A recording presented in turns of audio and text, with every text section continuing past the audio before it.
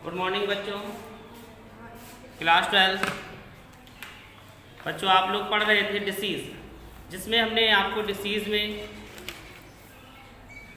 Virus से होने वाले रोग, बैक्टीरिया से होने वाले रोग तथा प्रोटोजोआ से होने वाले रोगों से अवगत कराया था और इनके रोग, इनके लक्षण तथा इनके रोकथाम एवं उपचारों के बारे में आपको बताया था। आज एक दूसरे रोग के बारे में हम बताएंगे आपको, जो कवकों के द्वारा होता है, जो शरीर में बहुत प्रकार से हमारे लिए हानि पहुंचाता है और किस प्रकार से हमारे शरीर में फैलता है, ये सब आप लोग आज जानेंगे। तो हेडिंग डाल लीजिए, कवक जनित मानव रोग।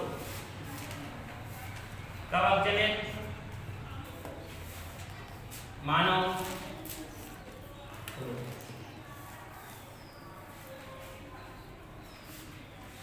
डिसीज केसेस बाई ह्यूमन या डिसीज केसेस बाई फंगस, यानी कि मानव में इसे हम फंगस भी कहते हैं। आपने देखा होगा दांत, खाज, खुजली, इस प्रकार के जो रोग होते हैं वे किनके द्वारा फैलते हैं? कवकों के द्वारा फैलते हैं। इन्हें ही हम फंगस कहते हैं। कवक देखते हैं कि हम लोग खाने की चीज़ों में कवक लग जाता है, लगता है। जैसे अचार रखे हुए हैं, रोटियां रखी है, डबल रोटी है, इसमें आप देखिए फफूंद लग जाती, वही क्या होता है? फंगस होता है, जो हमारे शरीर में किसी कारणवश पहुंच जाता है। धोखे से जब हम लोग दूषित भोजन को खा लेते हैं तो हमारे जब शरीर के अंदर पहुंचता है तो हमें ये निम्न प्रकार से हानि पहुंचाता है। तो सबसे पहले हेडिंग आपने ली होगी, कवक जनित मानव रोग, जिसमें इंग्लिश में लिखेंगे disease केस्ड by fungus. Disease केस्ड by fungus.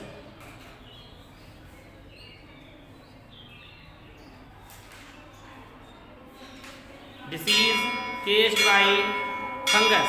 देखेंगे कुछ कवक मानव में, कुछ कवक मानव में निम्न रोग उत्पन्न करते हैं। कुछ कवक मानव में निम्न रोग उत्पन्न करते हैं, जिनमें से दाद प्रमुख होता है।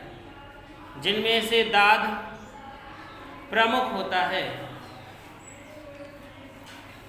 जिनमें से दाद प्रमुख होता है। दाद क्या होता है? सभी जानते हैं कि जब हमारी स्किन पे, जैसे मान लीजिए ये ज़्यादातर कहाँ पर होता है? गर्दन में, यहाँ पर ये बाल है और बालों के नीचे यहाँ पर एक धब्बा टाइप का हो जाता है और फिर ये बढ़ते बढ़ते पूरे शरीर में फैलता चला जाता है। कभी कभी ये जांघों में भी हो जाता है इस प्रकार से, कभी हाथों में भी हो जाता है, और ये जब इसका अगर सही उपचार ना किया जाए तो शरीर में फैलने लगता है। ठीक है।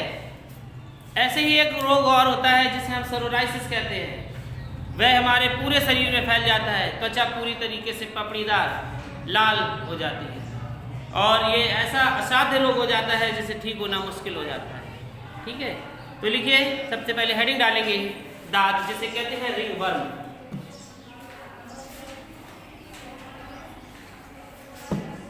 हेडिंग डालेंगे दाद, जिसे कहते हैं रिंग वर्म।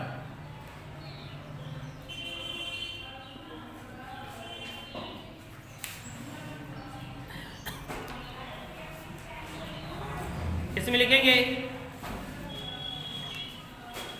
माइक्रोस्पोरम,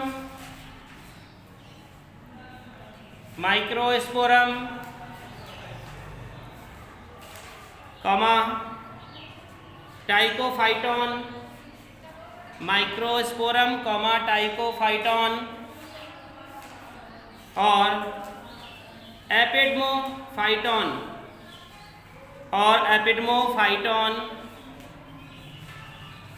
आदि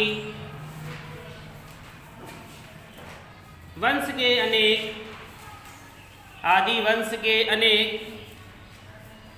कवक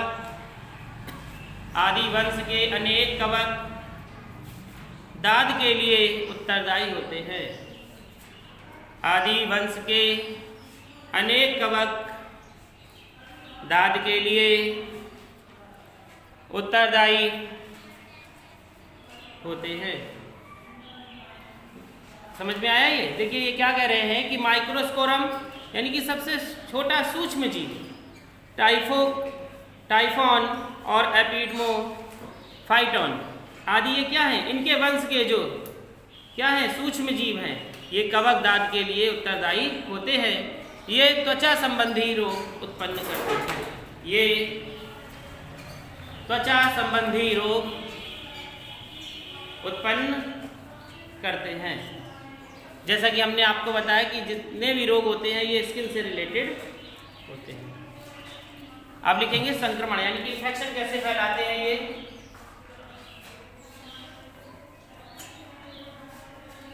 संक्रमण इन्फेक्शन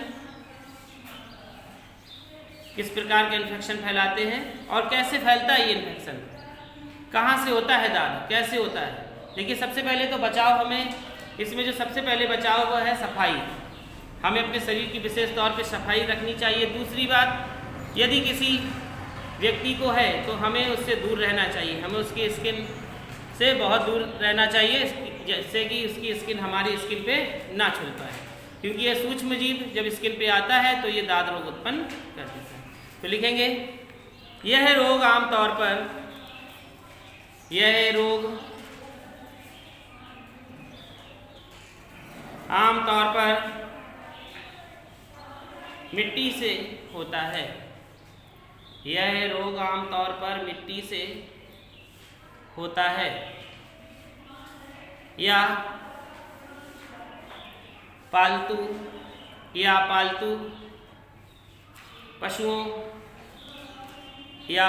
पशुओं जैसे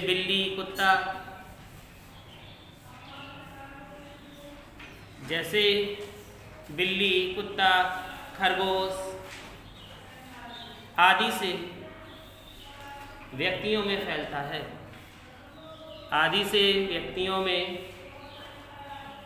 फैलता है, और व्यक्तियों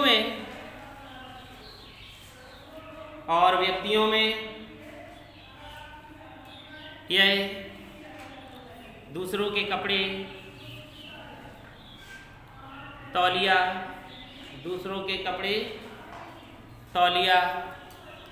कंघे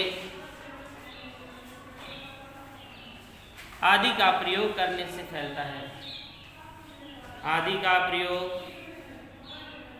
से फैलता है, तथा इसके अतिरिक्त ये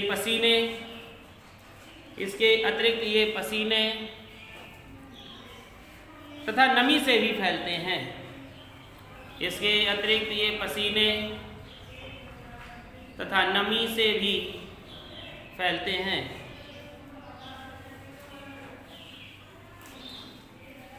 तो देखो हम आपको बताएं कि ये संक्रमण कैसे फैला।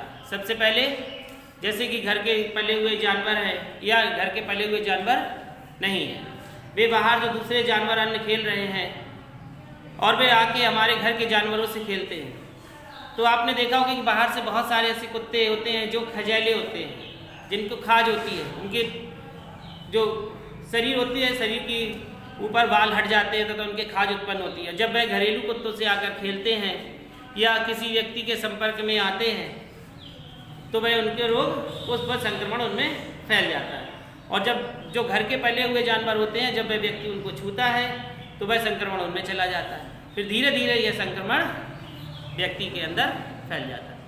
कभी कभी आपने देखा होगा कि गर्मियों में जब हम लोग गीले कपड़े पहन लेते हैं तो हमारी जांघों के पास कट जाता है या पीछे दांत टाइप का निकल आता है, गर्दन पे दांत टाइप का निकल आता है, तो ये क्या कहलाता है?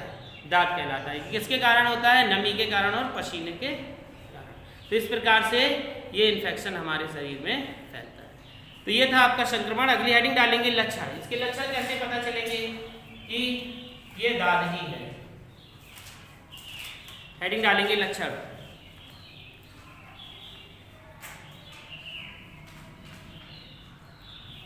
लिखेंगे इस रोग में त्वचा पर दाने निकलते हैं।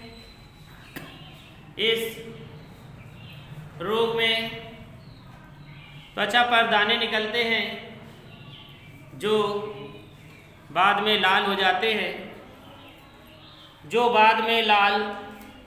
हो जाते हैं तथा भंगुर हो जाते हैं। देखो जैसे किसी की त्वचा में जांघ के पास, गर्दन के पास, हाथ के पास इस तरीके से एक चकत्सा सा दिखाई देता है, कैसा, रेड कलर का, और उस पे आप देखेंगे कि बहुत सारे क्या निकले हुए हैं, दाने दाने से निकले, बहुत सारे दाने निकले रहते हैं। फिर ये दाने होने के बाद कैसे होते हैं, भंगुर, फूट जाते हैं, और फूटने के बाद ये क्या करेंगे, आपकी और त्वचा में फैलेंगे या किसी अन्य की त्वचा में फैलेंगे, या फिर किसी आपने नहाया धोया तो वो कपड़े में चलेगा और वो कपड़े को किसी और ने यूज कर लिया तो वह उसके शरीर में चिपक गया। तो इस प्रकार से ये फैल जाता है और त्वचा कैसी दिखाई देती है, यानी कि इस रोग में त्वचा पर दाने निकलते हैं और ये लाल हो जाते हैं तथा भंगुर हो जाते हैं। फिर लिखेंगे ये शरीर के विभिन्न अंगों में दिखाई देते हैं, ये शरीर के विभिन्न अंगों में दिखाई देते हैं, जैसे त्वचा,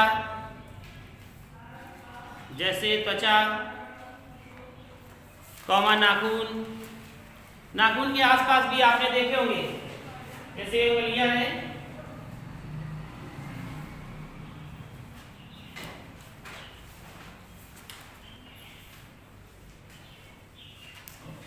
जैसे क्या है, उंगली है, तो आपने देखा होगा कि जैसे ये नाखून है, नाखून के यहाँ हो जाते हैं, बहुत छोटे छोटे से इस तरीके से यहाँ पर, या फिर उंगलियों के बीच में यहाँ पर जहाँ स्पेस होता है वहां पर आपने देखे होंगे कि बहुत सारे दाने दाने से इस टाइप से निकल आते हैं, देखा है, हो जाते हैं इस तरीके से, खाज हो जाती है उंगलियों के बीच दरारों में, यहाँ पर हो जाती है, नाखूनों के किनारे किनारे पर हो जाती है। तो आपने लिखा त्वचा, नाखूनों और बालों की जड़ों पर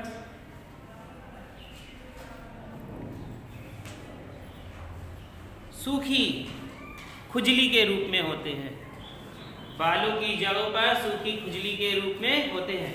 आपने देखा होगा कि बच्चे हैं, उनके जो सर होता है, तो आपने देखा होगा कि ऐसे ऐसी क्या हो जाती है, खुजली हो जाती है, ऐसे ऐसे चकत्ते से पड़ जाते हैं, तो उनका क्या करते हैं, सारे बालों को हटा दिया जाता है। तो आपने देखा होगा कि ऐसे ऐसे तो चकत्ते से खोपड़ी में दिखाई देते हैं। तो ये क्या है, ये दाद है। लिखेंगे इस रोग में तेज खुजली होती है, इस रोग में तेज खुजली होती है,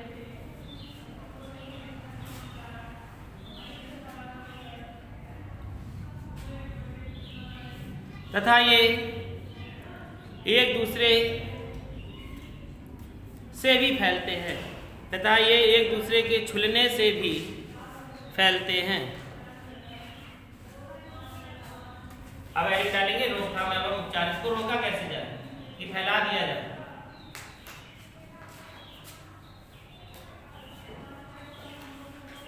एडिट डालेंगे रोकथाम एवं उपचार, यानी कि इसका ट्रीटमेंट कैसे किया जाए कि ये आगे ना बढ़े। सबसे पहले जो हमने आपको बताया कि इसमें स्वच्छता आवश्यक है। नंबर 1 पॉइंट लिखेंगे, इस रोग से बचने के लिए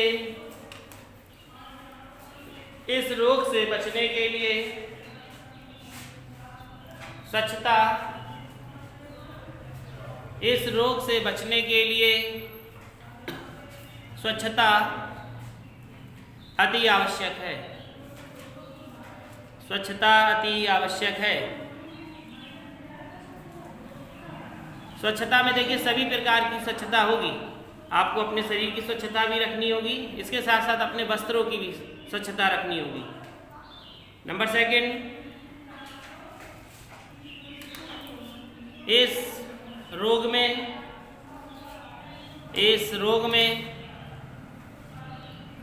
कवक रोधी क्रीम, इस रोग में कवक रोधी क्रीम,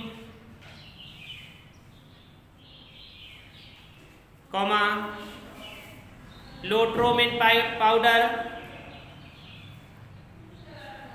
इस रोग में कवक रोधी क्रीम, कोमा लोट्रीमिन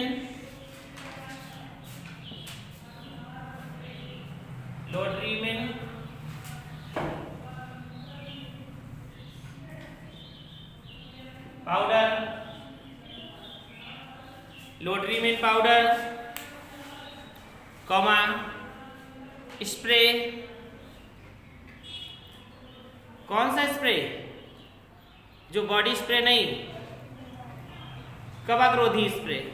ठीक है, कवक रोधी स्प्रे आदि आवश्यक होते हैं, आदि आवश्यक होते हैं। देखिए कुछ लोग इसका घरेलू उपचार भी करते हैं, जैसे नीम का पाउडर लगाकर भी, नीम की जो ऊपर का बक्कल होता है उसे घिसकर भी लगाया जाता है, तो इस रोग में ये सहायक होता है।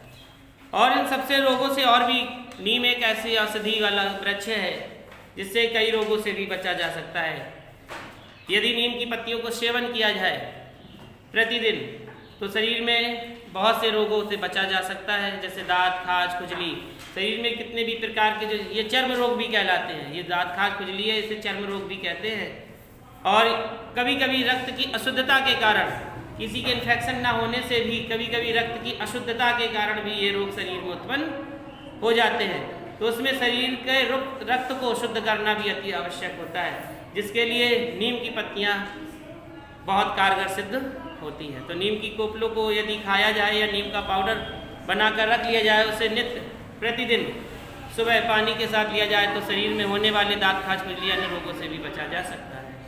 तो यहाँ तक थी आपकी आज की क्लास कवक जनित रोग। इसके आगे कल हम आपको बताएंगे मानव में संक्रामक और असंक्रामक रोग किस प्रकार से फैलते हैं, जिसमें आपका कैंसर है।